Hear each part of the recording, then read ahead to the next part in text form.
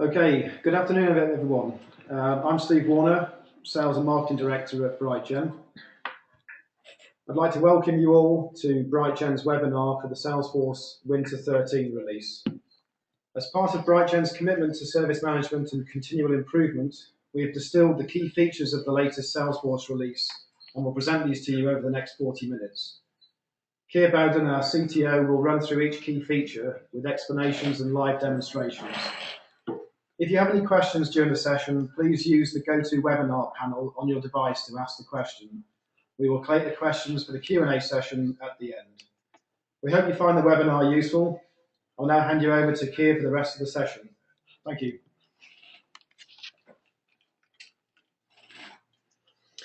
Good afternoon, everyone. Thanks for that introduction, Steve. Yes, as Steve mentioned, I'm Keir Bowden, Chief Technical Officer of BrightGen, and I'll be taking you through the features that we've identified as being of interest to our customers, past and present. So without further ado, we'll share my screen and get started.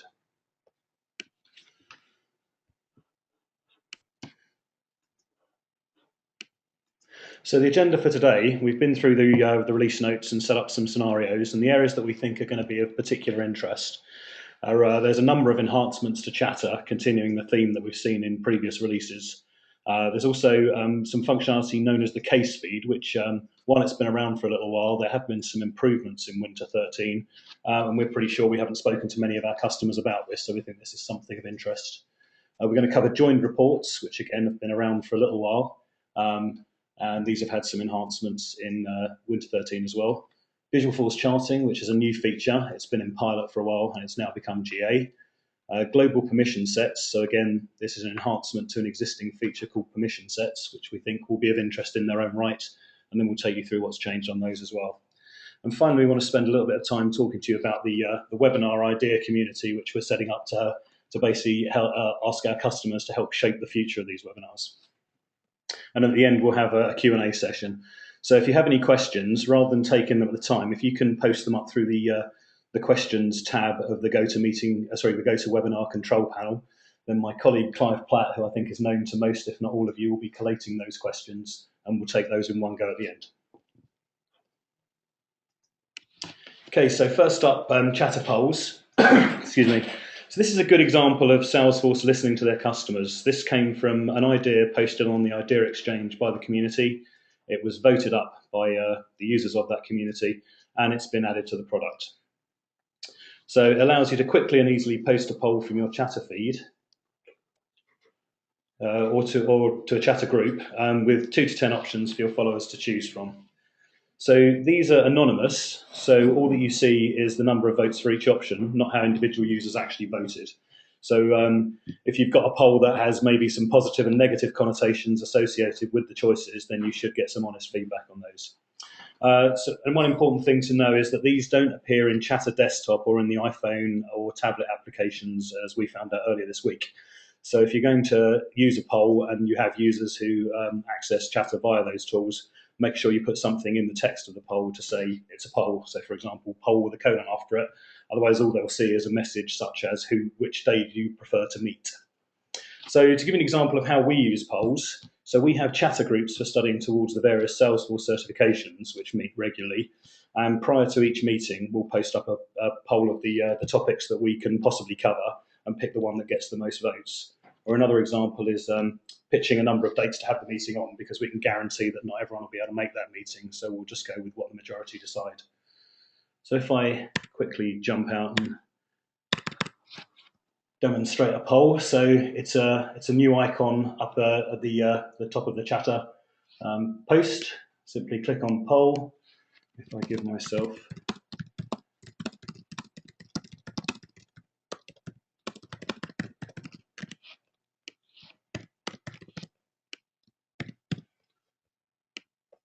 So if I share that then appears in my feed. I can vote on it, and I can only vote once. I can choose to change my vote if I so desire. And we'll see if my colleagues are going to be supportive of me.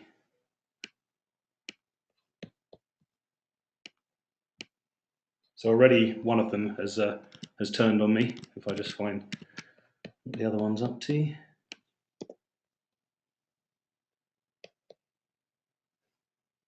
Okay, so unfortunately that particular user isn't logged in at the moment.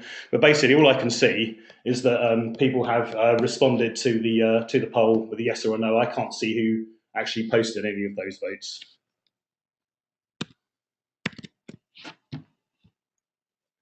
So that's chatter polls in a nutshell. So next we have chatter influence. So chatter influence basically shows how your activity stacks up against your peers and other users in your organization. And it's calculated based on these three elements. So we have the posts and comments that you've made, the comments that you've received, and the number of likes that you've received. And that then defines you as an observer, an active influencer, or the upper echelon as a top influencer. Now, the default threshold for these is 0. So if you're in an organization which has strong chatter adoption, then you may find that users can quickly become top influencers without too much effort. Or you might end up with everyone being considered a top influencer and no way to differentiate between them. So you can now change the threshold for each of these elements so that users who don't meet all three thresholds are treated as observers and they're not included in influence calculations. However, one thing to bear in mind is that as soon as you save the new thresholds, the users' ranks will adjust immediately. So if you're going to make use of this, then you need to make sure you've communicated these changes in advance. Otherwise, your top users may wonder why they've gone from being a top influencer to an observer overnight.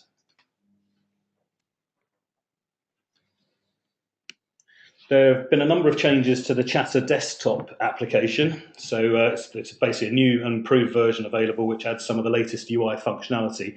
The UI functionality doesn't include the new UI functionality from Winter'13. This is more, the desktop client is always on a slight catch-up curve.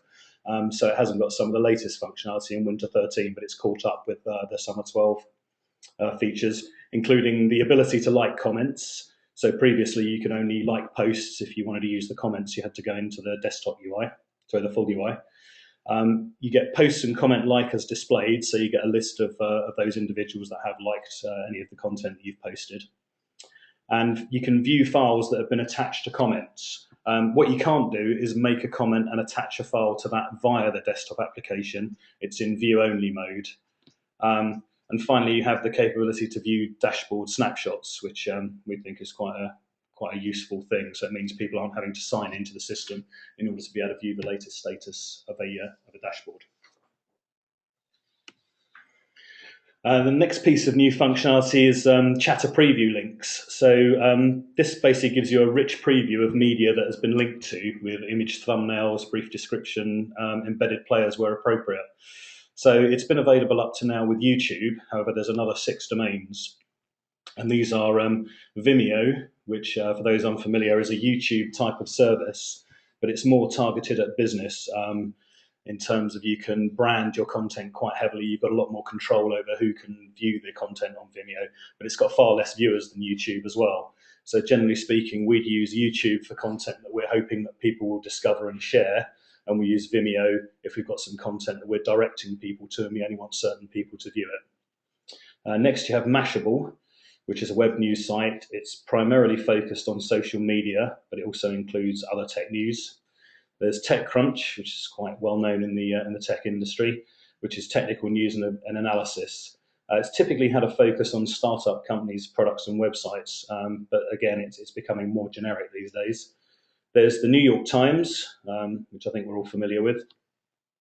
There is Read Write Web, which is a web technology blog rather than a full-on news site, but it contains news reviews and analysis. And finally, SoundCloud, which is an audio distribution platform, which at first glance seems like a slightly odd one because it's mainly focused on bands being able to share their music. However, if you search on it, you will actually find recordings of keynote speeches and the like. So you can understand why it's in there. The content comes from a third-party provider, and this is Embedly, embed.ly, and only the URL of the link is shared with Embedly via a Salesforce proxy. So there's no information goes across to Embedly about the user that is posting this link or viewing this link, and there's no information about the browser session and no context information at all. Purely the link goes over and the enriched content comes back. And finally, this applies to link posts only. So if you make a regular text post and you put a link into that, then that will not be enriched. It's only when you actually mark this as posting a link within Chatter. So this is another one. We have a demo prepared. So we have a news and views group, which is where we post items that we think are going to be of interest to people. And as you can see, we've got a number of links in here already. So we've got one from YouTube, Mark Benioff's keynote. We've got some content from Vimeo, from Mashable, from TechCrunch, New York Times. So there's no image associated with this picture. We just get the brief description and the New York Times logo. We've got the Read Write Web, and then we've got SoundCloud. And if it's SoundCloud, Vimeo, or YouTube, then there's an embedded player in there as well, so you can actually view the content directly in the Chatter feed. So if I then cut and paste another URL from YouTube, post that in, remembering to post it in as a link, because that's the only way it gets enriched. That then goes into the group. Embedly will do its stuff in a moment or two. May need to just refresh the page.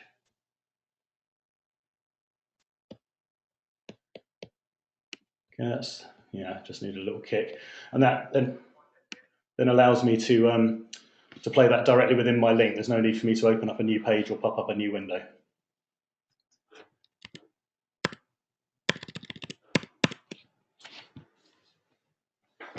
So that's Chatter preview links. So finally, there's a number of other changes that have been made to Chatter. So one of the more interesting things, I think, is the post visibility icon. So every time you're about to make a post to Chatter, as soon as you click into that, you've got a new little information icon. And if you click on that, it'll tell you who can see the post directly and who can find the post, because they've got the capability to search across that particular group or feed that you're posting the information to. There's been some reporting enhancements to Chatter. So there's two new primary objects when creating custom report types. So these are custom report types, not custom reports. So it's an administrator activity. So you have Chatter activity, which is around statistics and influence information. So you can see how adoption is going and who are your key influencers.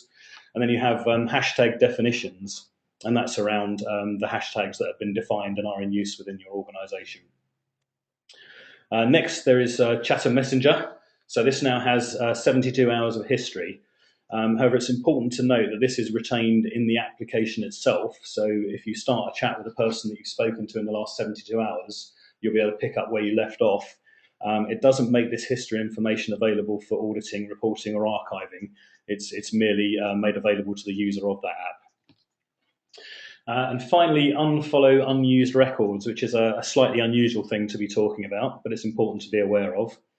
So as part of the Winter'13 release, Salesforce are going to run a script which will locate all records where there have never been any posts or comments to the Chatter feed. So no Chatter activity of a non-automated kind, and no changes have been tracked to the Chatter feed in the last 45 days, so no activity on the record that would cause a post to Chatter. And for all of these records, the subscriptions, as in the followers, will be removed from that record. So the record and the users themselves are unaffected, but the subscriptions are going in order to free up capacity.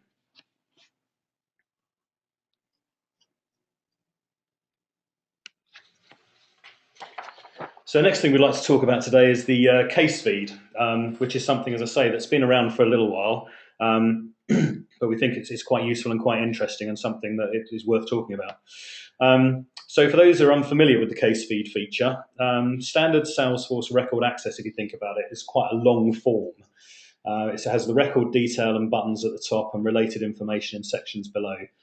Sometimes it can feel a little bit long-winded. So if you want to send an email on a case, for example, you have to scroll down, click the button, go to a new page, start entering the response to the email, start entering the email body. At that point in time, you've really lost some context about the case that you're actually managing at that point in time. So the case feed is a streamlined user interface for working cases that attempts to keep you within the context of the case. It maximizes use of real estate by having a central panel that changes based on tab-style navigation choices. So rather than scrolling up and down, you simply choose which area of the case you want to work. And it does require configuration. There's a number of items that have to be configured. You have to have Chatter on to start with. You have to be tracking changes to case records through Chatter. And users need to have the use case feed permission in order to be able to access the case feed. Another thing to note is that when case feed is enabled for a user, an upgrade process runs on their recently accessed cases to convert the cases to the new view. Now, this doesn't mean the case is being converted to a different record or anything like that. It's merely being uplifted so that it supports the new view. And users that don't have the use case feed permission are unaffected. They still see the existing view and they have no problem with that. So if I jump out and find a case, in true Blue Peter style, here's one we prepared earlier. So I go to the view case detail. So we can see across the top is we've got the overview information for the case and contact information, who the customer is, which company they work for. We then have subject and description information, when it was created, and then we've got sort of status style information. So what is the current status? What's the priority? Who owns it? So at the moment in the central panel we have the case detail view. So this should be familiar from the existing page setup. The one difference is that it would typically have fewer related lists. So you can add related lists to this section, but quite a lot of the areas that you'd need related lists for, such as logging calls, emailing customers, are all available from the tab navigation. So it'd only be for areas that aren't currently supported in the tab navigation. An example of that is adding case comments. So in these tabs here, we have the capability of answering a customer. So at this point in time, I can click to create an email. Information will be pre-filled as appropriate. I've got quite an easy way of selecting templates rather than having to go into a new lookup window and search across those. You can simply see the templates that are available. And another interesting feature from Winter'13 is the capability to save a draft email against the case. So this means that basically any other user who chooses the answer customer in the way that I have now can see the information bar, that there's an existing email there that is waiting to be sent. So that allows me as a support rep to prepare an answer and then pass that on to Clive, our service manager. He can then go into the case, review the draft email, either discard that or send it. And it's also possible to set up approval processes for draft emails, but there's a little bit more complexity to that. So you can also log a call in a fairly slick and straightforward fashion. You can write a case note, which, as you can see, is basically another way of saying chatter. It's got the concept of a post, a file, a link, and a poll. And finally, a slick way, again, to change the status that allows you to see its current status rather than having a drop down that as soon as you change it, you don't know what the existing state was. And for every one of these tabs outside of the case detail view, you also get the case feed, which shows all updates for the case. So this is a time-ordered filterable list of interactions with the case. It includes activities, call logs, internal comments, emails, notes. And you can also, while this case hasn't got a huge amount of activity with it, you can use the filters on the left-hand side to cut down the information there. So if I'm only interested in emails, for example, I can click the filter on the left-hand side and all the non-email information is removed from the case feed. So that's the case feed.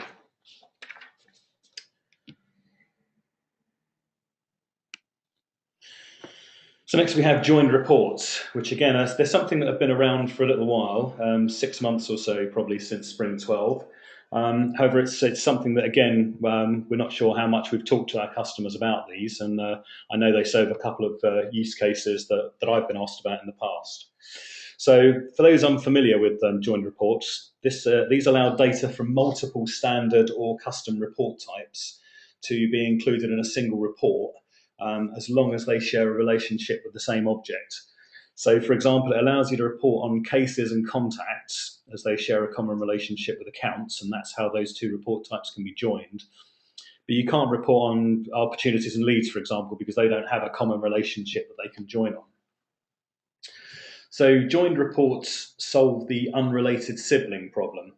So this meant in the past that while you could report on things like accounts, their opportunities, the activities against those opportunities, you're always moving in a straight line from parent to child to its children to its children.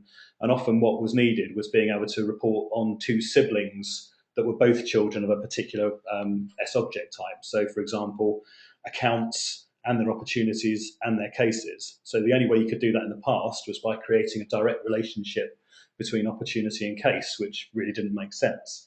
So with joined reports, you can now do that. They both have a common relationship with accounts as their parent. So you can push in the two report types, one of accounts with opportunities and one of accounts with cases. Another problem that it solves is side-by-side comparisons. So something I know that I've been asked for in the past is a comparison of close won opportunities between two different financial years summarised by month. So literally, how can we tell how we're doing against the same time last year? And that's something that joined reports allow you to do, and we've got an example of that to show. So new functionality in Winter'13. Joined reports are now exportable. So before they're only viewable, or you could print the screen, but not in a particularly printable view. So you can now export those, but it's in Excel format only. So they come out as a .xls file. There's no capability to export to CSV as you can with some of the other reports. You can also include them in dashboards, but it's in a limited way, which is important to understand. In that the only way you can use these in dashboards is to add a chart to the report and then create a dashboard component which has the checkbox ticked to use the chart from the report. So what you can't do is create just a regular dashboard component that uses a joined report as a data source. And as they can be included in dashboards, they can obviously be posted to Chatter feeds. And as we mentioned earlier, they can now be viewed in the desktop Chatter client as well. So it's, again, quite a useful way of pushing information around. So we have a joined report that we've created to show the side-by-side comparisons. I jump to my joined reports folder.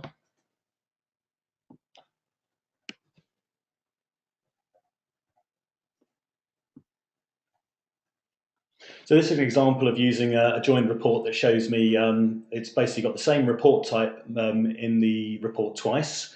So once filtered on the previous financial year and once filtered on the current financial year. And as there is a commonality between those, they're essentially the same report type, then I can have summary fields that span across both of those. So it's then possible for me to effectively filter all closed won opportunities and then group them by the close date of July. And that'll basically group the information on both sides of the join and allow me to do an easy side-by-side comparison. And I can then see them in chart form, hover over, etc. And I can see, obviously, at this point in time that September we're not doing so well this year as we were last year. So I can then go to a dashboard view of this. So this has been lifted up purely by, as I say, checking the box to say use the chart from the dashboard.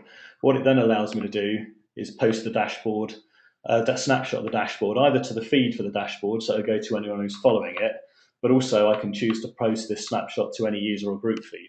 So something I can do here is go to our sales group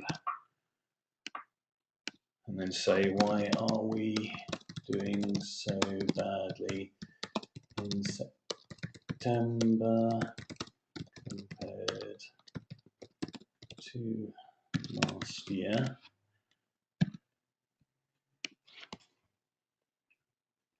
So I can post that, and then if I go to my Chatter profile, because I'm a member of the sales group, then I see that information immediately and I have the opportunity to preview that. Now, one thing to bear in mind when posting dashboard snapshots to user feeds or groups is because these users don't have to be followers of the dashboards, what it allows you to do is to effectively expose information that those users don't necessarily have the privilege to see. So you need to be a little bit careful in terms of where you post this to make sure that it's going to the right people and you're not exposing information that really ought to be kept secret.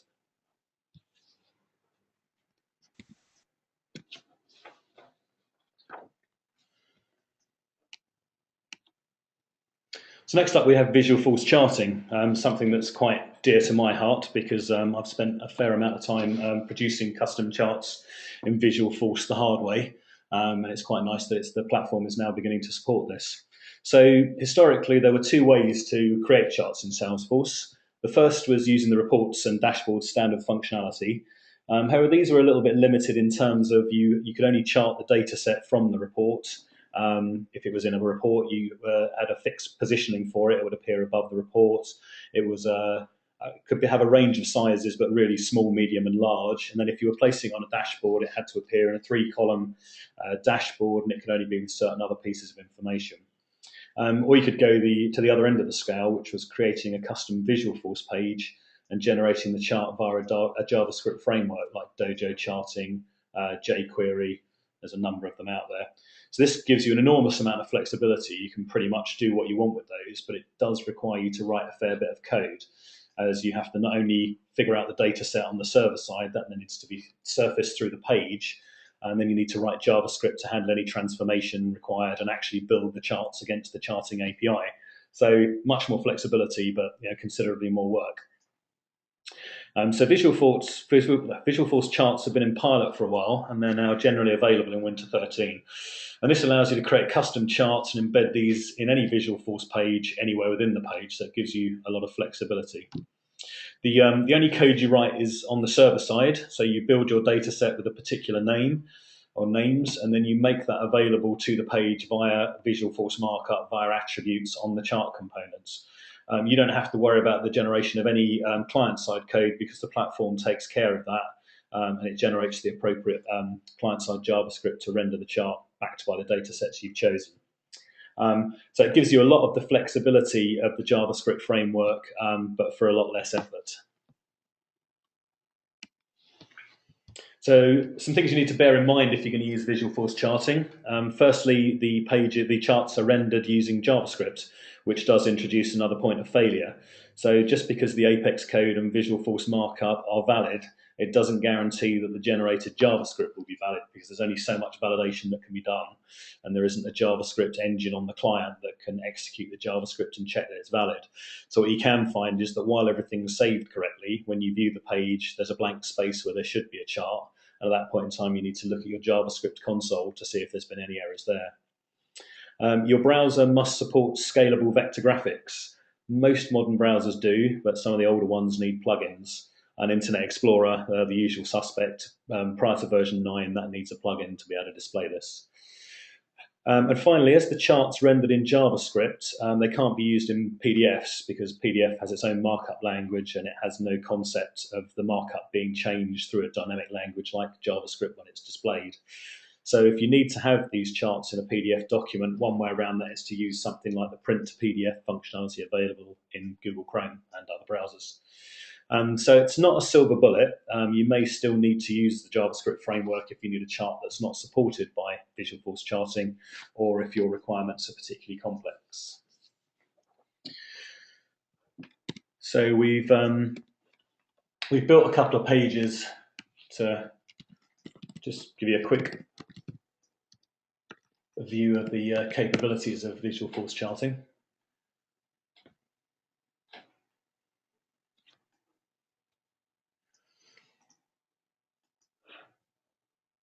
So the first one has an example of each of the charts that are available through this functionality. So horizontal bar chart, pie chart, vertical bar chart.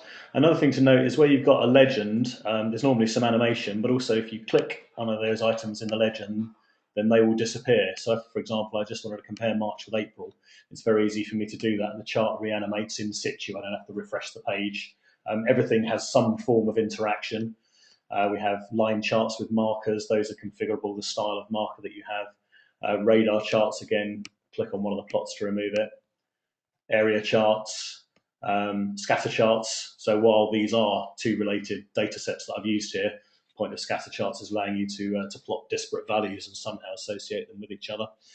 You have the concept of a gauge, although that only plots the first value of your data set, because it doesn't make any sense to plot more than one value on a gauge. And also you can have a number of plots and a number of axes on a particular graph. So what we've got here is a line chart with fill and line chart without fill with different markers, one of which is for activities, one of which is for opportunities, grouped by month. Then I can easily turn one of those off if I so desire. So those are the various chart types that are currently available. And what we've also done to show another powerful use of Visualforce Charting is build a Visualforce page that contains a chart that can then be embedded into an account detail view. So this is something that the Visualforce page, because it's embedded into the standard account record view, it knows the ID of the account in question, And what it can do behind the scenes is go and retrieve the information about the number of activities that have been carried out, summarize them by month, and then make that available to a chart, which is then produced as soon as the page is rendered. So it allows you to uplift some graphical information into the record view, which we think is quite a powerful use of that. So that's Visualforce Charting. Moving on to permission sets. So again, a quick overview for those who've not used this functionality before. Permission sets were introduced in Winter'13 to reduce the number of profiles that need to be maintained. So for example, if you have a group of users who need access to a particular set of Visualforce pages because maybe they sit on a board or a committee, what you used to have to do was clone the profile of every affected user, add access to the Visualforce pages to that clone, and then move the user onto the new profile. So it could end up being quite long-winded, and something we've done quite a lot of times in the past for our customers. So with permission sets, you have the capability to encapsulate permissions and then apply those to one or more users, so it decouples them from profiles. So in the example of having users that sit on a board and need access to a set of Visualforce pages, you can simply create a permission set for those pages and add these permission sets to each affected user. And as soon as they move off of that board, then you can immediately remove that permission set and they've no longer got access. However, permission sets were specific to the user license. So if your group of users had two different licenses, so for example, if one had Salesforce and one user had a platform license, you had to create basically two permission sets that were the same, but each one tied to a different license. And PowerPoint's just crashed on me. We'll be back in a moment.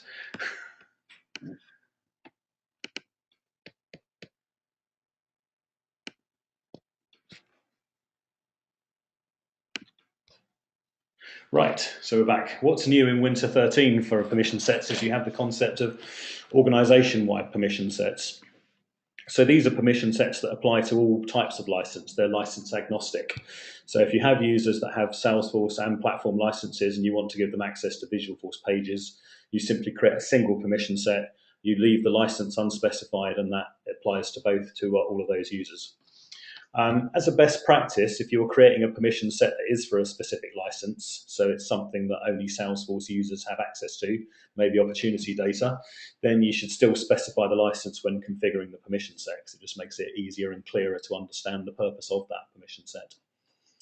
The user license must support the permissions that you're applying to that user. So for example, you can't apply a permission set to a user giving them read access to opportunities if they only have a platform license, because the platform license doesn't have any level of access to that opportunity object, and that will be enforced by the platform. And also when editing an existing organization-wide permission set that's already been applied to a number of users, you can only add permissions that are supported by all users of those licenses. So again, for example, if you've applied that permission set to a user with a platform license, you wouldn't then be able to add any form of opportunity permissions to that, because that wouldn't be supported by that license and that would fail. Okay, so this has been a pretty much a light touch through the highlights of the release as we see them, that we believe are of interest to our customers. There's obviously other changes that we haven't covered today, and there's lots more information available about this release as well. So if you'd like more information, then the place to head to is the Winter'13 release portal at the address shown, and we'll send out a PDF of the slide deck to our there will be attendees of this webinar, so that you'll be able to get this URL. You don't have to worry about scribbling it down now. And this not only gives you release notes, additional documentation, training videos. There's quite a lot of information there, and obviously access to the fully updated Winter'13 documentation for the entire Salesforce platform. So the final thing we'd like to touch on before we head into the Q&A is the webinar idea community. So the idea of this is we'd like you to help us shape future webinars. So we've created an idea community on our customer portal. So this is basically, you need a login to our customer portal to be able to access this. So this is limited to BrightGen service customers, I'm afraid. It's built on the Salesforce Ideas application, and it will be seeded with ideas from BrightGen. And you can vote on those and comment on those, but more importantly, you can create your own ideas. So if I jump out and give you a demo, so for those of you that are existing service customers and are used to logging into the BrightGen portal, it should look vaguely familiar, certainly the top and the left-hand side. So what you'll see over the next 24 hours is the Ideas tab will appear, and this basically will be seeded with a number of ideas from us, which you can then promote, demo, add comments on, give us your feedback on whether you think they would be a good idea or a bad idea. What you can also do is post up a new idea. So if I quickly create one. So what you'll see is as soon as you do that, as soon as you put the title in, it'll immediately search for duplicates, and it will say if there's a similar idea, what kind of votes that idea has got. It's a fairly basic match, so a lot of the time it will tell you there's a similar idea just because one or two of the words are similar. And you can also categorize them if you so desire. So on this particular one, it's going to be a Salesforce development webinar rather than administration or release. So I can then post that up. And that then refreshes. It's automatically promoted by me to give it 10 points because I raised it. And that means that everyone else in the community will be able to give us their feedback on whether they think that's a good idea or a bad idea, or just general comments on it. So the sort of things we're looking for with these ideas wherever possible is maximizing the participant reach. So it's probably best to avoid things that only appeal to a subset of developers, for example, even though I'd be very interested in those. I'm not convinced there are many other people who would have that great an interest in it. And also ideas that are cross-business are going to be of interest to us. So try and avoid topics that are specific to your business only. If you do have a very narrow specific need, then it's probably better to talk to your service manager about an on-site session for that. And obviously, if it's a new or fairly recent feature that maybe not many people have tried out, that's always going to be of interest as well. And I should also say we can't make any guarantees that just because an idea gets a lot of votes that we're going to do a webinar on it, but we'll certainly do our best to do that if we can. So that's it for the presentation. So now we'll move on to the Q&A session. My lovely assistant Clive has just handed this over to me. So first attendee question is, can the unfollow unused records in Chatter be turned off? No, it's going to be a single shot deal. It will happen once. And we don't know when it'll happen. It's just mentioned in the release notes that this will take place. So there is no capability to influence that. Secondly, we have, can you put in a Visualforce chart in a non-Visualforce page? So you can't embed the chart itself in a non-Visualforce page, obviously because it's a Visualforce component. But what you can do, as we mentioned before, if I can find it, this is so we mentioned the custom object page, for instance, at the end of the question. So this is a standard object page of account, but it's a standard record view page. It just happens to have a Visualforce chart at the top of it. So everything else is, as we know it, the record detail, the related lists, etc. But within these pages, you can embed Visualforce pages. And the Visualforce page, you can control exactly how wide and how deep it is, and it doesn't have to have any other information in it apart from that chart. So you can make them look to quite a degree as though they fit and embed within that page. Okay, so next question is, we've got a lot of profiles at the moment, which permission sets could help with. Would you recommend we reduce the existing profiles or just concentrate on using permission sets going forward? So I would say the thing to do there, it really depends on how much pain you've got maintaining those profiles, in all honesty. While it's potentially, if it's causing you a lot of pain, if you're having to do a lot of maintenance and it's costing you a lot of time, then it probably is worth seeing if you can split some of those things out into permission sets, especially if you've got profiles that only apply to one or two people and that are marginally different to others. However, if you're going to do this, obviously it needs to be planned and executed as you would any other changes in the system. So you need to do the analysis to make sure you've identified exactly what the differences are.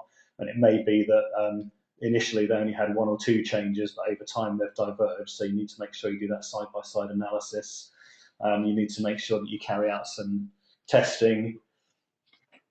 What else would you need to do? You need to also make sure, I suppose, that it's a relatively tame set of users that you're going to be trying it out on, because the worst case scenario is that you suddenly take away people's access to something and you haven't been able to get the permission set up correctly.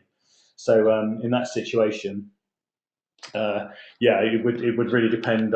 So it's a good idea if it's causing you pain, and if you think it's not going to cause too much trouble, to do it and make sure you get it right.